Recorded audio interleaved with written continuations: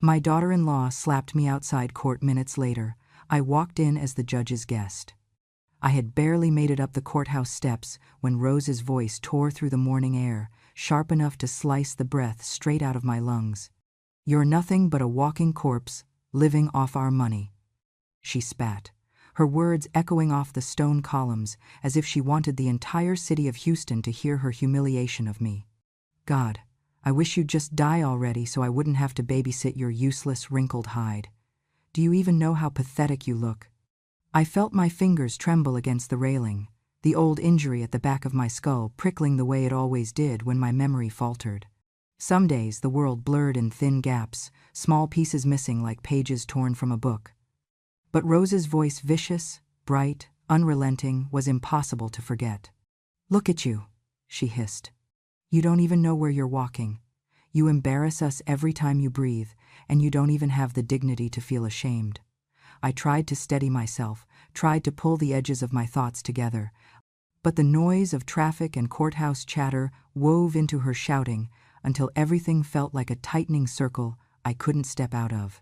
When I lifted my eyes, Evan stood a few feet away, hands in his pockets, staring at the ground. He didn't defend me. He didn't say a word. I remember thinking that if he could have disappeared into the concrete, he would have. Rose stepped closer, her heels clicking sharply, her face twisted with the kind of hatred that had long stopped surprising me. "Stop shaking like some pathetic stray. You're an adult, aren't you? Act like it for once in your miserable life." She shoved my shoulder as she said it, subtle enough that anyone passing might think it was accidental. But I felt the deliberate pressure behind her fingers, the warning directed only at me. She wanted me frightened. She wanted me unsteady. I tried to take a slow breath. I knew what happened the last time she shoved me. The fall, the blackness, the blank days afterward, where I didn't remember who had visited or what year it was, or why my pillow smelled faintly like hospital linen. That haze still clung to the back of my mind now, making everything tilt when I tried to focus too hard. "Move faster," Rose snapped. "The judge's time is worth more than your entire existence." And then she stepped directly behind me as I approached the top stair.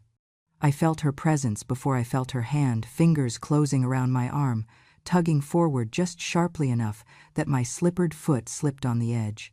I gasped and pitched forward, my balance cracking like thin ice, and before I could grab the railing, Rose's palm struck the side of my face. Not a shove, a slap.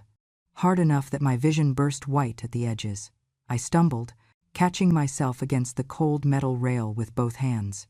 The pain bloomed across my cheek, hot and humiliating. "What did I tell you?" Rose snarled. "If you can't walk, don't make me drag you. You're not a child. You're just—" Her sentence was cut off, because something shifted behind her. A voice, steady, deep, crisp with authority, cut through the air like a blade drawn from its sheath. "That is enough." Rose froze. Her whole body stiffened, her painted smile collapsing into something flat and stunned. I blinked and turned my head slowly, still holding on to the railing as if it were the only thing keeping me upright. Judge Wynne stood at the top of the stairs, his long coat stirring in the breeze, his expression carved from still stone. He was not a tall man, not heavy, not imposing in a physical way, but his presence was. His gaze moved between Rose's hand still hanging midair and my reddening cheek. When he spoke again, his voice was quiet, but it carried through the courtyard like thunder that refused to raise its volume. "If you lay a finger on her again," he said, "I will have you arrested on the spot for assault and contempt of court." Rose's lips parted in stunned disbelief. Evan straightened, his face blanching. A security officer nearby slowed his steps, watching for Wynn's signal. People began to turn and stare, whispers rising like wind through dry grass. For a moment, everything went still. Inside me, something trembled, something old, something buried deep. I stared at Judge Wynn's face, trying to connect it to some fractured shadow in my memory, but the harder I tried, the more the images slipped away. Names, places, smiles blurred like watercolor left in the rain. He looked at me like he knew me well. A familiarity flickered in his eyes, one I desperately wished I could reach, like a door in my mind that remained locked from inside. But the injury that had rattled my mind months ago had taken pieces of my past I still couldn't retrieve. A familiarity flickered in his eyes, one I desperately wished I could reach, like a door in my mind that remained locked from inside. If you feel justice deserves celebration, smash that hype button. Let us keep stories like this alive, echoing far, far away. Your support helps us bring understanding and love to those who deserve it. Thank you so much. Keep listening. Judge Wynne stepped closer to me, not touching, but placing himself between Rose and the railing. "Mrs. Antoinette, are you hurt?" he asked. And there was an undertone there, gentle, protective, wrapped in something that felt like recognition, but I couldn't reach the memory it belonged to. I shook my head slowly, more uncertain than confident. His eyes softened for a heartbeat, then hardened again as he turned toward the clerk who had followed him out. "Take her inside," he instructed calmly. "Now. She'll wait in my private conference room." "Yes, Your Honor."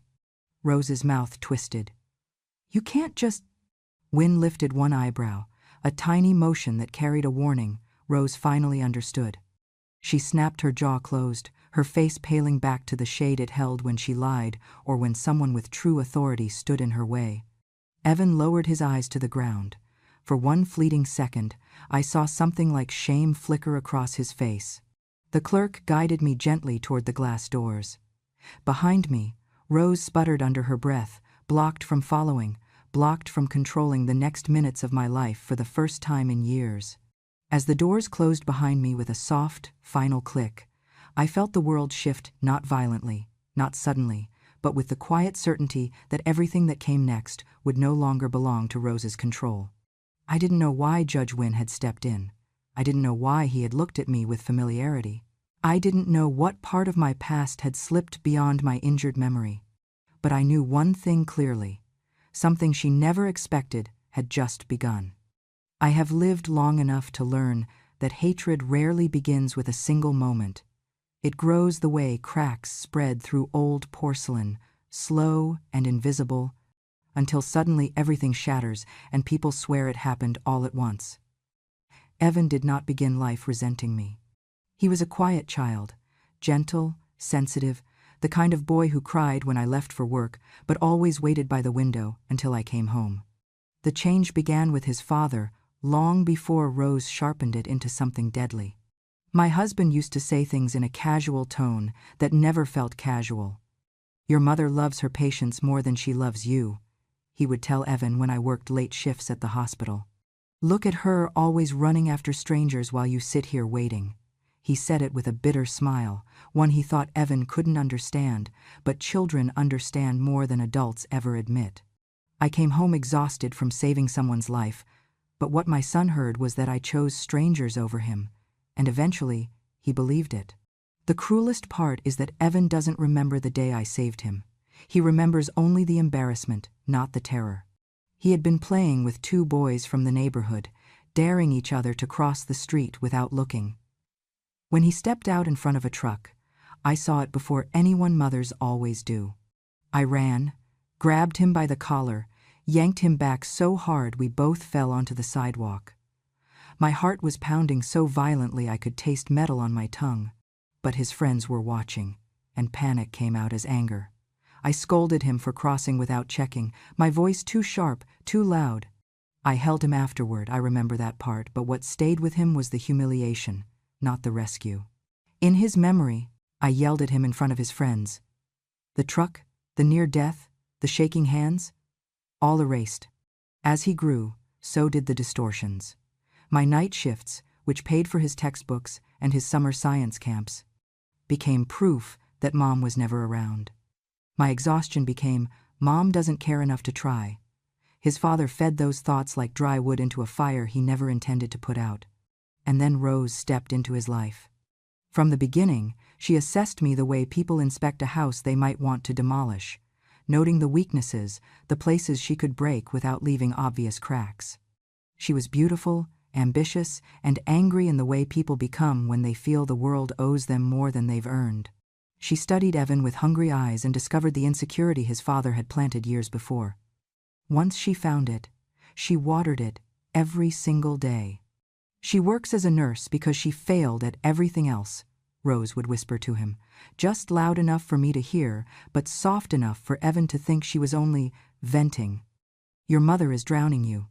You could have your own house if she wasn't clinging to life out of spite." "She's poor, Evan, poor and old. If she passed on, we could finally start living." Rose didn't hate me for things I had done. She hated me for the things I refused to give her.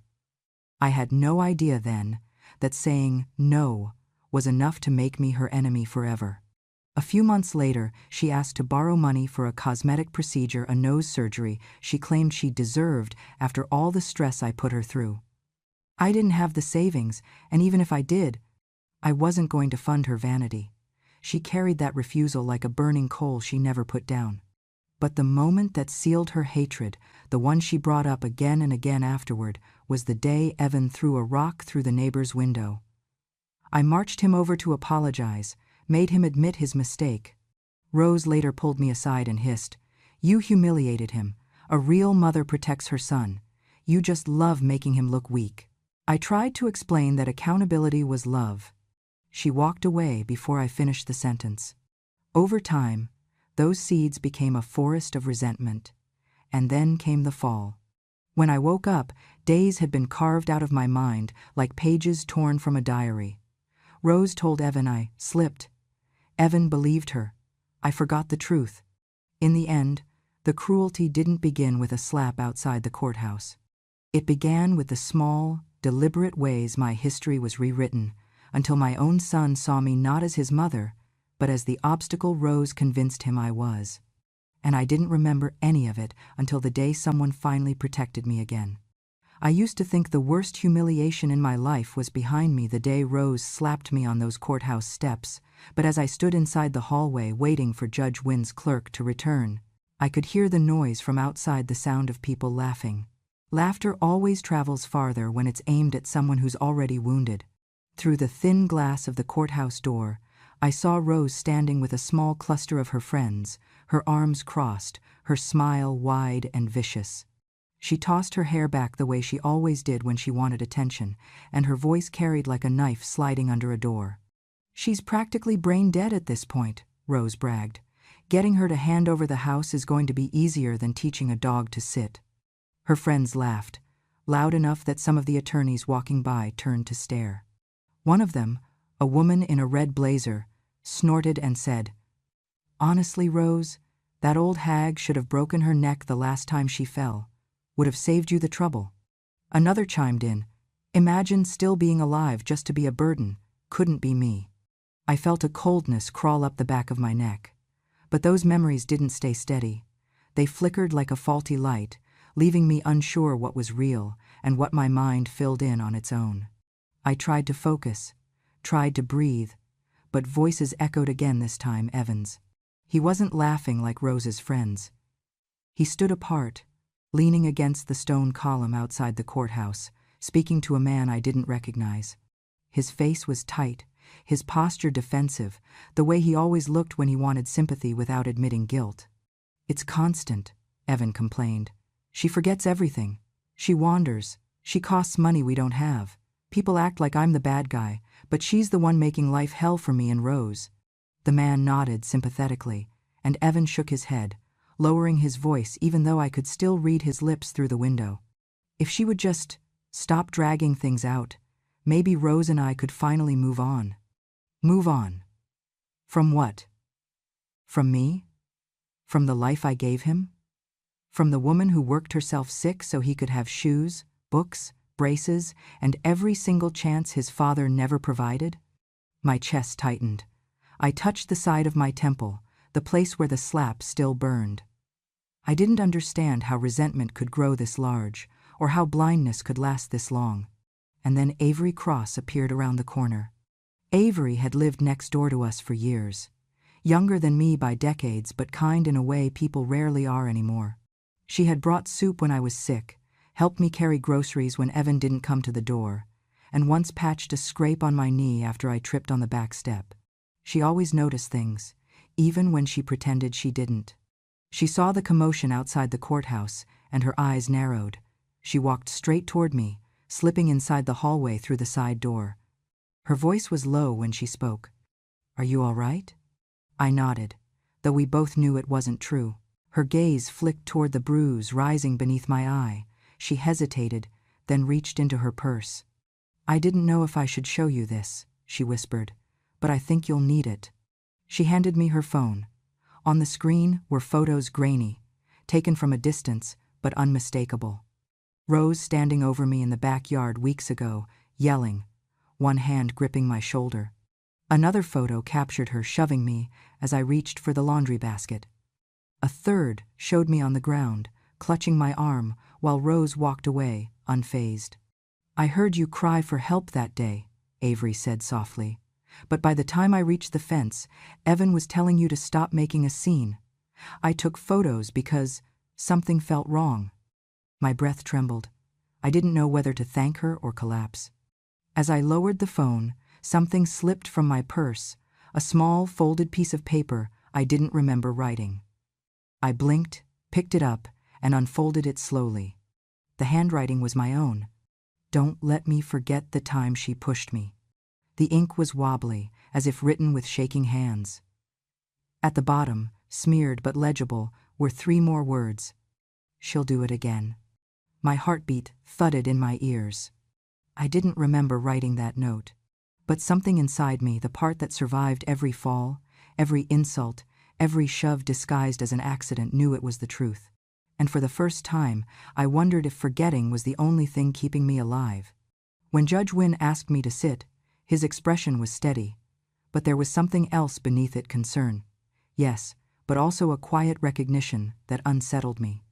I still couldn't place where I knew him from, and the gap in my memory throbbed like a bruise, making everything feel further away than it should have been. He folded his hands on the table and said gently, "Mrs. Antoinette, if there is anything you want the court to know before your hearing begins, now is the time to speak." His voice was calm, but I felt its weight press against the shaky corners of my mind. I reached into my purse with hands that trembled more from fear than age. I took out the small, worn notebook I hadn't dared to show anyone. I placed it on the table, its cover cracked, its pages dog-eared from years of being opened and closed in secret. I don't know if any of this will make sense," I said, "because I don't remember writing some of it. But I know it's mine." Judge Wynn nodded once, encouraging, and I opened the diary. The handwriting was uneven, shaky like someone fighting through fog, but the words carved themselves into the air between us. I read pieces aloud because my voice needed to hear them as much as he did. One line read, "She pushed me near the porch. I don't remember falling. I remember her smile." Another, "I heard Evan say it's better if I forget. I don't understand what I am forgetting." Another page, the ink distressed as if the pen had been pressed too hard, said, "She wants the house. They talk about it when they think I sleep. I pretend to sleep." Judge Wynn's brows tightened. He didn't interrupt. I turned to a page I didn't recall writing at all. "If I forget everything, please let someone believe I was telling the truth. Someone has to remember for me." My throat tightened painfully.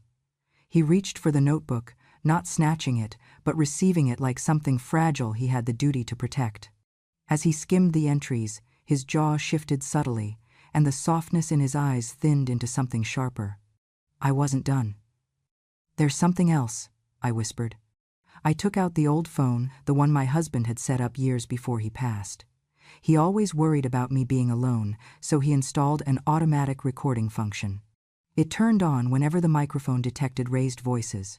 I had forgotten that feature existed until I found the phone buried under blankets in my drawer 2 nights earlier.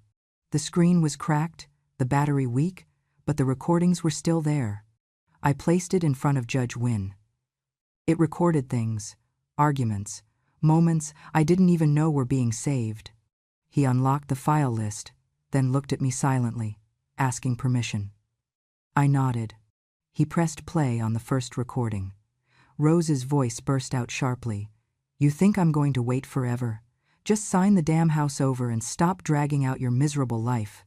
The judge's face didn't move, but something in the room did. The air felt different, heavier, as if the walls themselves stiffened. Another clip clicked on. Evan's voice, lower but unmistakable, said, "If she falls again, it'll solve everything. She's old. Falls happen." I closed my eyes. I didn't remember that conversation, but hearing it confirmed something deep inside me that I had been trying to reason away. Another recording began. Rose hissed through clenched teeth. "One little push on the stairs. Just one. She won't even know what happened." Judge Wynn paused the playback slowly, deliberately, as though he needed a moment to keep his expression controlled. He leaned back in his chair, exhaling through his nose, the sound quiet but sharp. "Mrs. Antoinette," he said, "did you show any of this to anyone else before today?" I shook my head. "I found the phone by accident. I don't even know how long it's been recording. I didn't know if it meant anything." "It means a great deal," he said, and for the first time there was no gentleness in his tone, only resolve. He lifted the diary again, flipping through pages he had not yet seen. When he looked up, his eyes had changed completely. The mild concern was gone. In its place was a cold, judicial focus, one that belonged not to a friend I had forgotten, but to a man who had just realized the elderly woman in front of him might not be safe at home for reasons far darker than memory loss. "This is no longer a family disagreement," he said quietly. "This is something else entirely." And for the first time in a very long time, I felt like someone finally believed me, even the parts of me I could no longer remember. Judge Wynn asked his clerk to escort me into a smaller conference room behind the courtroom, a quiet space with dim lighting and walls covered in framed certificates I couldn't focus on. I followed slowly, my steps careful, my mind clouded with the same haze that had taken hold ever since the fall that damaged my memory. Wynn closed the door behind us and sat across from me, the distance between us feeling both too small and impossibly wide. There was a look in his eyes, a mixture of recognition and sorrow, that made something inside me twist even though I couldn't place him in any memory I still possessed. "Mrs. Antoinette," he said, lowering his voice, "I need you to answer me honestly. Have you ever been pushed, shoved, or forced into a fall by anyone you live with?" His words cut gently but deeply, as though he already feared the truth. I opened my mouth, but all that came out was a fractured breath. I don't remember everything," I said. "Sometimes I see pieces, but they don't stay long." His jaw tightened, not in frustration at me, but as though he were restraining anger on my behalf. "You wrote in your diary that someone pushed you," he reminded me. "Do you believe that was real?" I swallowed hard. "I believe something happened," I whispered. But I never knew who to trust about it, not even myself. Wynn exhaled slowly, then stood. "Stay here," he said, and the firmness in his tone felt like a wall rising between me and the world outside. Minutes later, the door opened sharply, and Evan and Rose were escorted in. Rose walked with her arms folded tightly across her chest, her chin raised in practiced arrogance. Evan looked pale, glancing everywhere except at me. Wynn didn't sit this time. He stood at the end of the table, his presence filling the room with an authority that overshadowed all of us. "I have questions," he said, "and both of you will answer directly." Rose scoffed, but Wynn didn't give her space to speak. "First," he said, "why does the power of attorney filed under your names contain a signature that matches a scanned image rather than an in-person signature? The forensic technician already flagged it." Evan blinked, his mouth opening and closing without sound. Rose jumped in first. "She probably forgot she signed it," she snapped. "She forgets everything." Wynn's glare cut her off so sharply her voice died mid-sentence. He continued, "Second, a neighbor's outdoor camera captured multiple instances of yelling and demeaning behavior directed at Mrs. Antoinette. Why were you screaming at her on at least 6 documented dates?" Rose's face drained of color. "She's old," she snapped. "She needs to be told what to do, or she'll mess up the entire house." "That's not abuse. That's structure." Wynn's expression hardened further. "And third," he said, "why did you not report any of her falls to a hospital or primary care physician? The pattern is suspiciously consistent," Evan finally spoke, his voice weak. She said she was fine, he muttered. She exaggerates pain. Wynne took a step forward, and his voice became colder than anything I had ever heard from him. She had a head injury, resulting in memory loss. That is never fine. You were legally obligated to report it. Rose's composure began to fracture. She kept shifting her weight, her fingers twitching, her eyes darting toward Evan as if begging him to rescue her. "This is ridiculous," she hissed. "She's confused.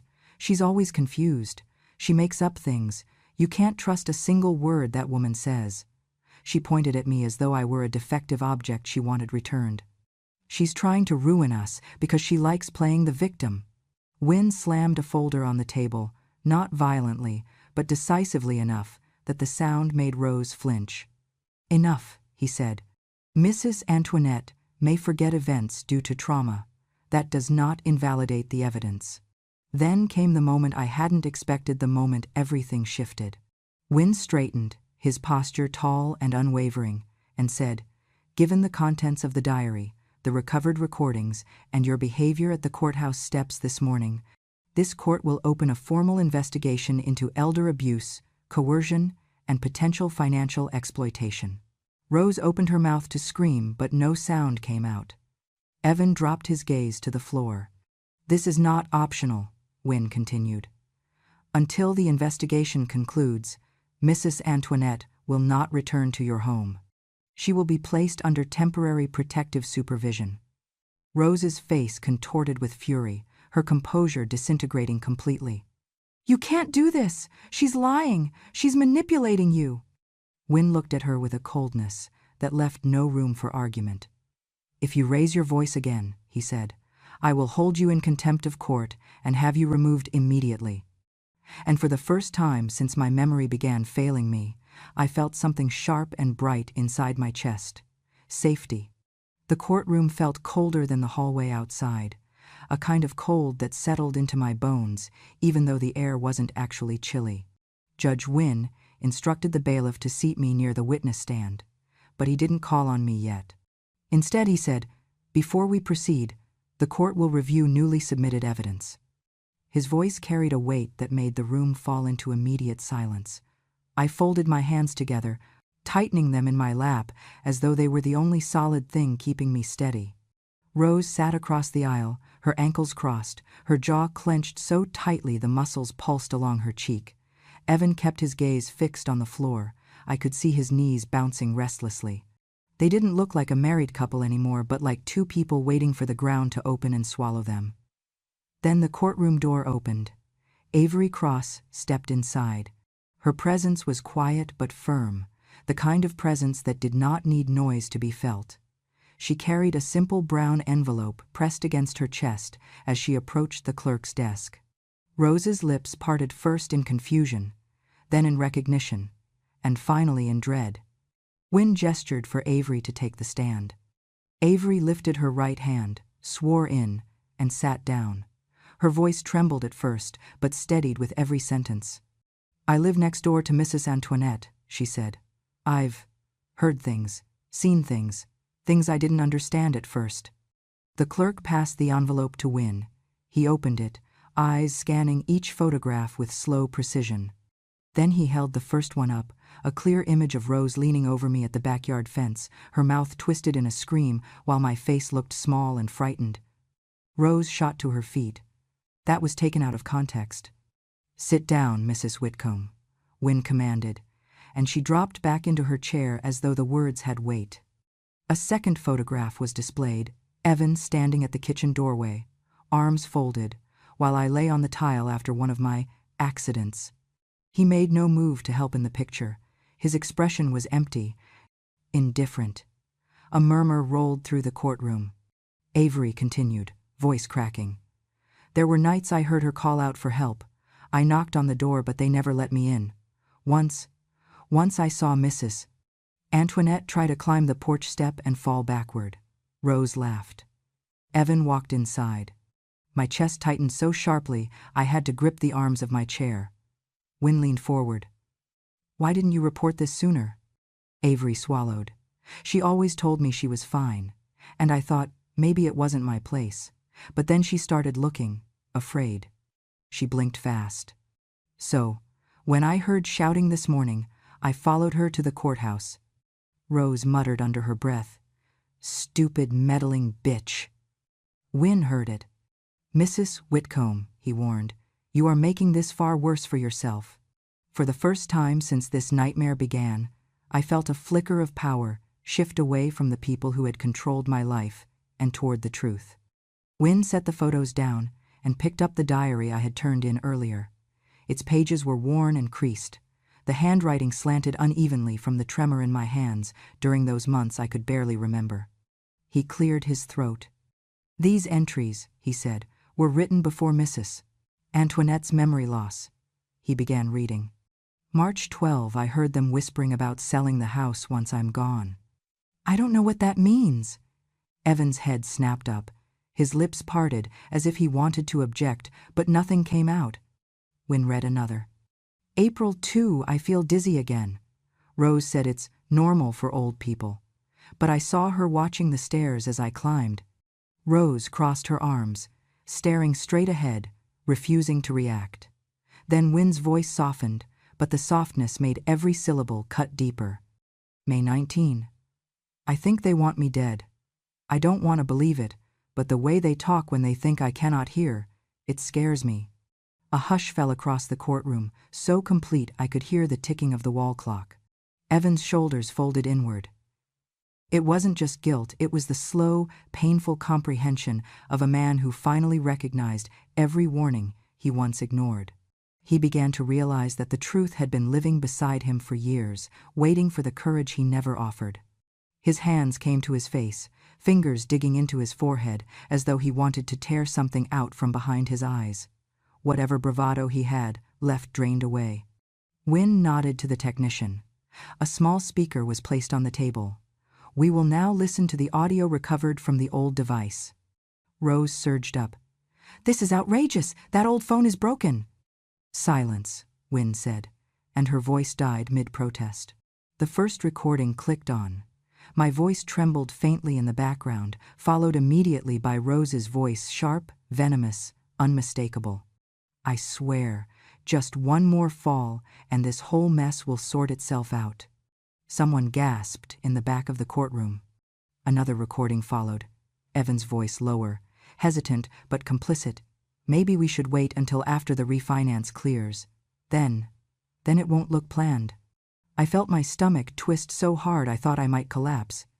But the worst was Rose's final recording. "Old woman needs to die already." The courtroom didn't just fall silent, it recoiled, as if her words carried a stench everyone suddenly smelled at once. "She's nothing but dead weight." The courtroom didn't just fall silent, it recoiled, as if her words carried a stench everyone suddenly smelled at once. The room fell into a stunned, horrified silence. Wynne straightened, expression carved into stone. "Bailiff, take Mrs. Rose Whitcomb into custody effective immediately, on suspicion of elder abuse, attempted coercion, and endangerment." Rose screamed as two officers seized her arms, her heels scraping wildly against the polished floor. Evan didn't look at her. He was crying quietly, brokenly, the way a child cries when he realizes he was led into darkness by someone he trusted more than the truth. And for the first time, he looked at me not with anger, not with annoyance, but with the shattered realization of a man waking from a long nightmare he helped create.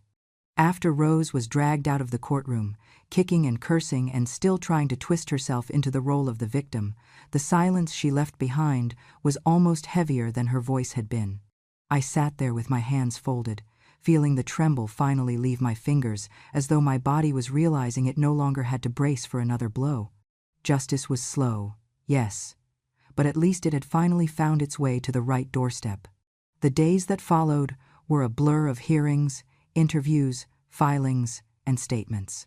Yet every step of the legal process felt strangely steady beneath my feet, as if I were walking on solid ground for the first time in years. Rose's charges multiplied once investigators reviewed all evidence: elder abuse, attempted assault, financial coercion, document forgery, and reckless endangerment.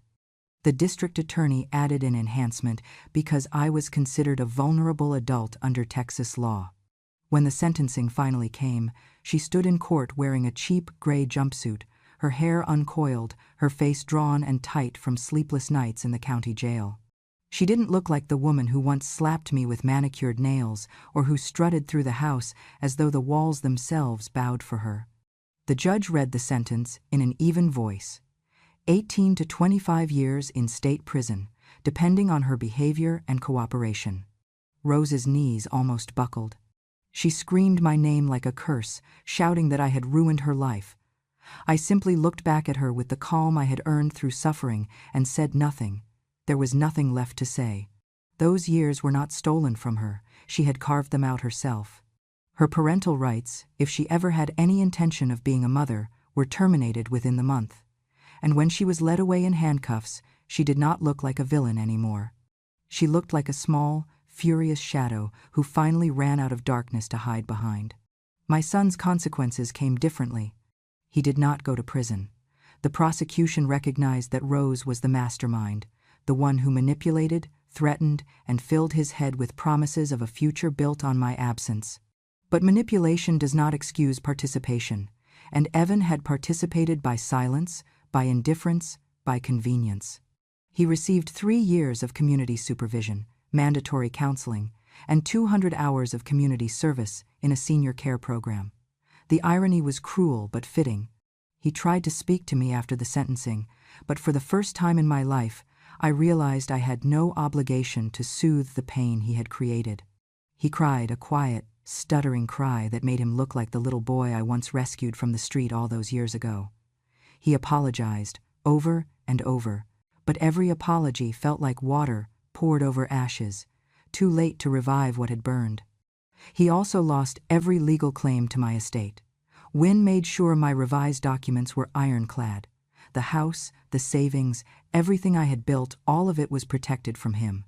I could see the acceptance settle slowly over his face, like a man finally understanding that consequences are not the same as cruelty. He told me he hoped someday I would forgive him. I told him forgiveness wasn't impossible, but reconciliation was no longer on the table. Some things you survive, some things you outgrow, and some things you walk away from forever.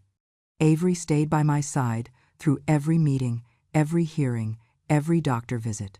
She brought casseroles, blankets, and the gentle reassurance of someone who understood what it meant to be frightened and alone. Her presence became a kind of warmth I didn't know I had been starving for. Judge Wynne helped me navigate everything else: housing, financial protections, medical follow-ups. He moved with the quiet steadiness of a man who believed he had failed me once and refused to fail me again. He insisted on checking in personally until I was fully settled, never crossing boundaries, only protecting what he called a debt of childhood friendship. For the first time in years, I felt held, not by obligation, not by blood, but by choice. That, I realized, is the truest form of family. And as Rose sat behind bars and Evan swept the floors of a nursing home on weekends, I finally breathed a full breath, without fear, without hesitation, without looking over my shoulder. Justice had arrived. And it stayed. When everything was finally over, the hearings, the statements, the sentencing, the apologies spoken too late, I found myself sitting at my kitchen table with a pen in my hand and a stack of legal documents in front of me. There was no trembling this time, no confusion flickering in and out of my memory, just quiet certainty.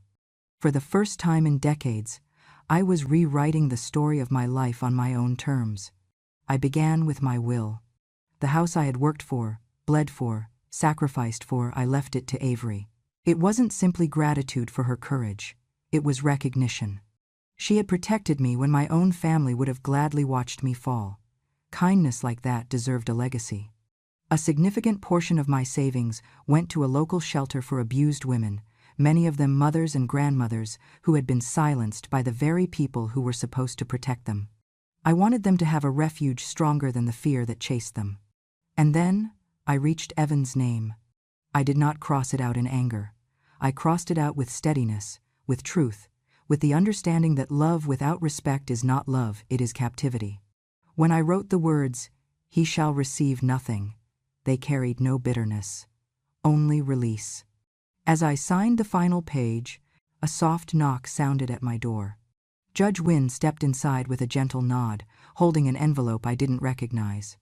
There was something in his eyes, an old, familiar warmth that my mind had been too broken to see before.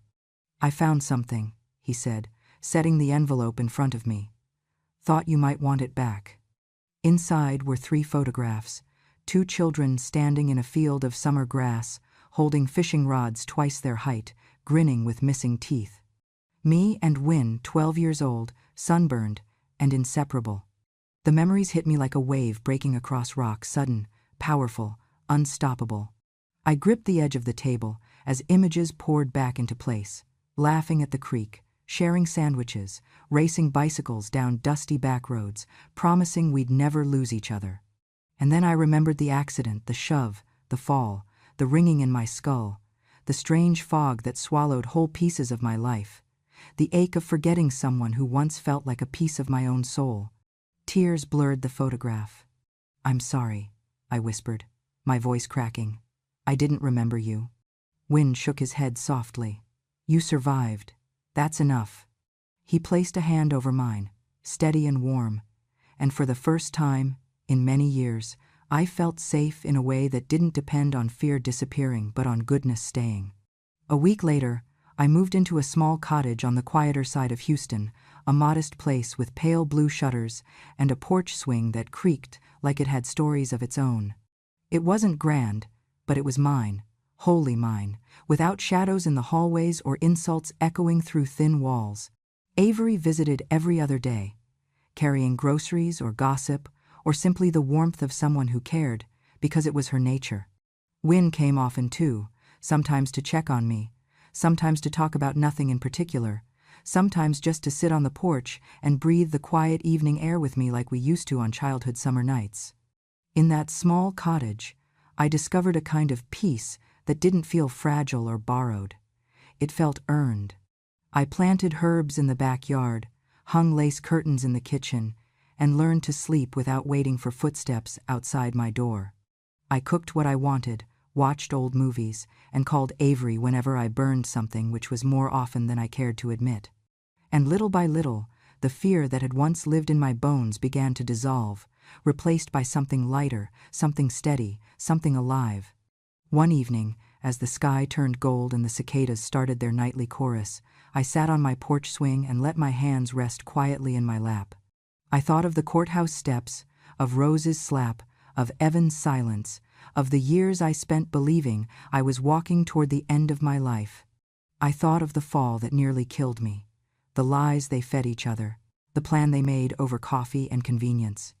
And then I thought of now, of Avery's laughter drifting from the kitchen window, of Wynne bringing me lemon bars because he insisted mine were criminally bland, of the warm breeze brushing across my cheek like the softest reminder that I had come out the other side. My voice was steady when I finally spoke into the quiet dusk.